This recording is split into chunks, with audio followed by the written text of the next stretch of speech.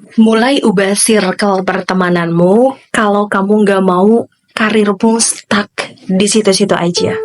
Hai, welcome back di Lunch Speech with Vina. Nah, hari ini aku mau ngobrol seperti biasa sambil unboxing makanan siang aku hari ini. Kenapa tadi aku bilang ubah circle pertemananmu kalau kamu nggak mau karirmu stuck di situ-situ aja. Jadi, di dalam dunia bekerja, selain kita menjalankan aktivitas kita sehari-hari sebagai pekerja, menjalankan pekerjaan sesuai job desk kita, menjalankan proyek-proyek yang ada, kemudian mengevaluasi dan lain sebagainya. Satu hal yang paling penting yang tidak dipelajari dimanapun adalah soft skill. Banyak sekali soft skill yang harus teman-teman kuasai. Soft skill itu rata-rata tidak diajarkan lewat perkuliahan, tetapi lebih kepada praktek dan implementasi di lapangan. Soft skill penting yang harus teman-teman miliki adalah soft skill daya juang tinggi. Ya, daya juang tinggi ini sangat relate dengan bagaimana teman-teman membangun pondasi untuk masa depan dan karir growth-nya teman-teman ke depan. Maksudnya gimana? Jadi, aku kan tadi bilang, kenapa sih kita harus punya circle yang tepat untuk menopang karir dan prestasi kita ke depan? Karena kalau teman-teman berada di lingkungan yang orang-orangnya nggak mau bertumbuh, orang-orangnya tidak suka dengan pergerakan, orangnya tidak suka dengan inovasi dan kreativitas, dia sukanya yang nyaman-nyaman aja, begitu-begitu aja gitu. Ya udah, teman-teman juga akan terbawa dalam situasi itu. Bismillahirrahmanirrahim. Teman-teman akan ikut tuh sama alurnya mereka, budaya kerjanya mereka. Kecuali kalau teman-teman punya prinsip atau punya barrier, tapi akan sangat sulit ketika teman-teman punya prinsip dan punya barrier. Diri sendiri ini punya daya juang yang tinggi, cara bekerjaannya juga mungkin lebih fast atau lebih cepat dibandingkan teman-teman yang lain. Sementara teman-teman di situ cara kerjanya slow motion. Teman-teman setiap hari dihadirkan situasi dan kondisi slow motion, sementara teman-teman pengennya ngebut. Akan sangat susah kalau teman-teman nggak berpartner dengan orang yang frekuensinya sama gitu loh. Jadi akan sangat susah. Jadi otomatis lama-kelamaan Anda juga akan terpengaruh menjadi seperti mereka. Sadar nggak sadar, lambat laun kamu akan terpengaruh menjadi seperti mereka. Nah, kenapa circle itu harus diperbaiki? Teman-teman harus punya boundaries, teman-teman harus punya kesadaran, atau kayak teman-teman harus bisa men-screening lingkungannya teman-teman tuh sekarang gimana gitu. Pertemanan di tempat kerja, gossipers atau enggak. Pertemanan di tempat kerjanya mereka tuh suka ngomongin atasan atau enggak. Pertemanan di tempat kerjanya suka jatuhin satu sama lain atau enggak. Apakah pertemanan yang menciptakan komunikasi yang kolaboratif, komunikasi yang satu sama lain saling dukung, atau malah sebaliknya saling menjatuhkan. Teman-teman harus bisa bedain tuh. Selain itu, kalau teman-teman nggak dapat circle yang tepat di tempat kerja, teman-teman harus bangun circle itu di luar dari tempat kerja. Misal, ya, teman-teman bangun profil LinkedIn-nya. Di situ kan adalah platform profesional, ya, teman-teman bisa berteman dengan orang-orang profesional yang keren-keren di situ.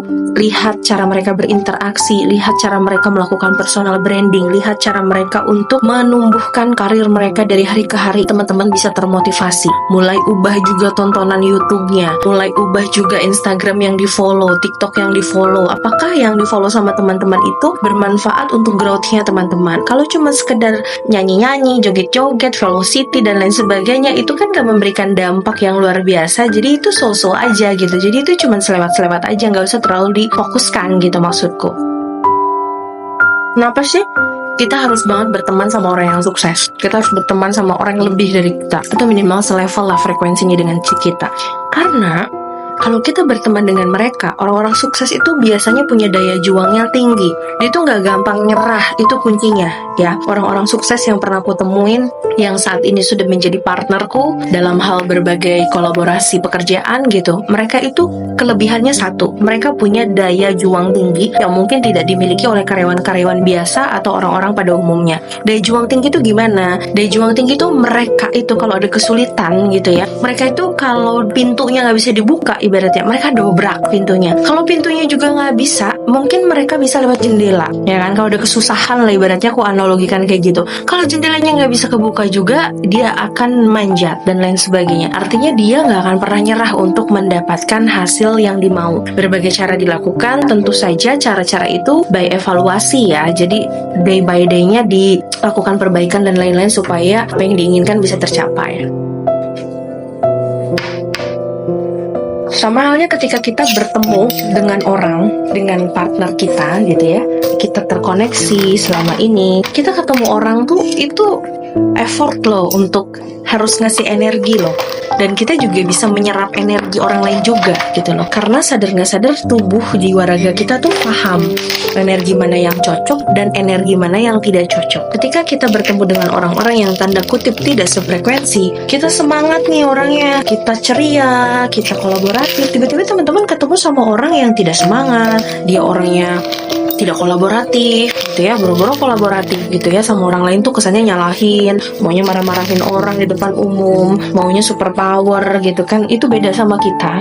Terus kita harus sehari-hari berhadapan dengan mereka, energinya. Lama-lama diri kita yang kesedot energinya gitu. Jadi lama-lama teman-teman kadang pernah nggak ngerasain pulang kerja tuh kayak capek banget, padahal kayaknya aku nggak terlalu heboh banget kegiatannya, tapi kayaknya capek. Nah, yang bikin capek itu kadang-kadang adalah energi tadi. Kita ketemu orang, kita harus senyum secara profesional ya, kita harus senyum walaupun mungkin kita lagi nggak suka banget sama orangnya gitu, tapi kita tetap harus secara profesional, kita harus menunjukkan sikap-sikap yang menyenangkan. Jadi semakin banyak teman-teman bertemu ya dengan orang-orang yang energinya negatif, itu teman-teman bakal ketularan. Begitupun kalau teman-teman ketemu sama orang-orang yang energinya positif.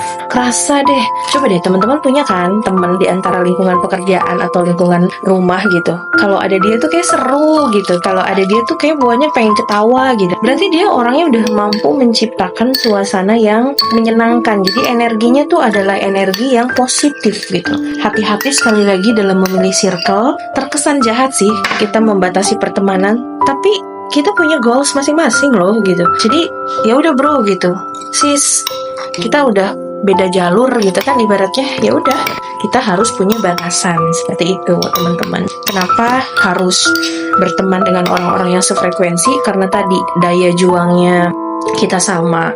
Kalau kita ngadepin kesulitan, yang dicari itu bukan siapa nih untuk disalahin, tapi yuk sama-sama kita cari solusi untuk dipecahkan bersama gitu ya. Jadi nggak ada lagi tuh yang namanya saing-saingan lah, sindir-sindiran lah gitu ya. Jadi kita semuanya adalah kolaboratif gitu loh.